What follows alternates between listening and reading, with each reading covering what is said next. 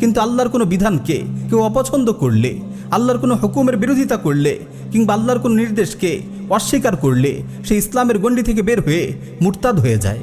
তারা প্রচার করছে মেয়েদের নাকি পর্দার সীমানা লঙ্ঘন করে রাতে বিরাতে বাইরে ঘুরে বেড়ানোর অনুমতি পাওয়া উচিত, ডেটিংয়ে যাওয়ার অনুমতি পাওয়া উচিত, দূরে কোথাও ঘুরতে যাওয়ার অনুমতি পাওয়া উচিত, এমনকি বন্ধুদের সঙ্গে স্লিপ ওভার করার অনুমতিও পাওয়া উচিত।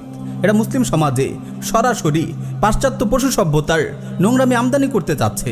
বন্ধুদের হাতে হাজারো বান্ধবীকে তারা ধর্ষিত হতে দেখছে, বিশ্ববিদ্যালয়ের ডাস্টবিনে পড়ে থাকা মানব ভ্রূণ তারা দেখছে, রাস্তায় ছুঁড়ে ফেলা নবজাতকের লাশ নিয়ে কুকুর টানাটানি করছে, এই দৃশ্য তারা দেখছে। তবুও কেন তারা নারীদের রাতে বন্ধুদের সঙ্গে স্লিপ ওভার করার এই কুপরামর্শ দিচ্ছে? তোমার যাইতে পারা উচিত। তুমি যদি ফ্রেন্ডের সাথে রাত্রে স্লিপ ওভার করতে চাও, তোমার এটা করতে পারো। স্বামী স্ত্রীর পবিত্র সম্পর্কের ব্যাপারেও এরা পশ্চিমা পশু সভ্যতা থেকে